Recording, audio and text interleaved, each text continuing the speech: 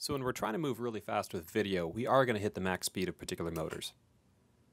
But now the TB3 gives you an indication when you're hitting those speeds. As you're going on through the video move, there's a couple new things I want to show you. So we selected video, we're defining our seconds of duration here. Static time is always right there. Now ramp is percentage. 1% to 49% is possible in all shots. Also, as you're going on through, we have some new features. You can see portrait pano. That is new. That is a way of panorama shooting for shallow depth of field shots. In our setup menu, we also have a few new prompts. We jumped on in there. You're going to see all the same things for power settings. You're also going to see the backlight settings. There's now a max speed setting in here that talks about, that's describing how fast the auxiliary motor can move.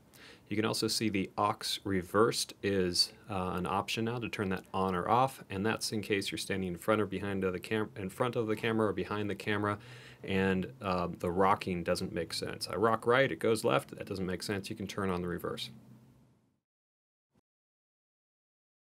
We're starting off an SMF's move here to show our in-shot menu options.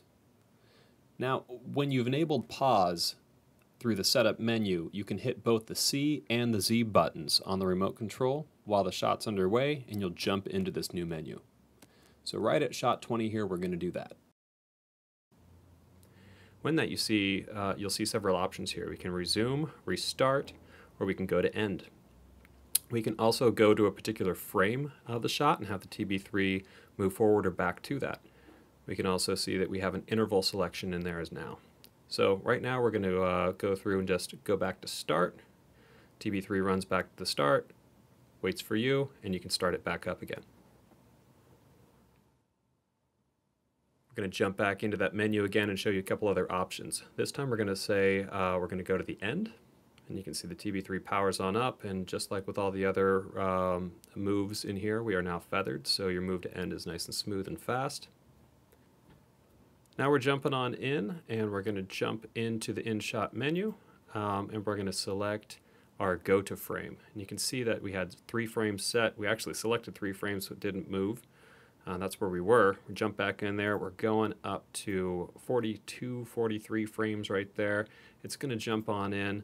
And when you start that back up, it's just shot 43, 44, 45, it's going on through its shot and picked up where it left off. So lots of different options there. The last one is if we jump on in here, we can go through and select the interval, and we were at 1 second. We're going to bump that up much higher. Started that shot on and off, and you can see now we have about a 3-second interval. So you don't want to necessarily change that during the shot. That will ruin your footage in most cases. It's an advanced feature, but if you're chasing light, that's something that could save your shot if you want to bump it up a few clicks to allow for a longer exposure. Go on then to the end, and really, that's the end of the in-shot menu. It's as simple as that.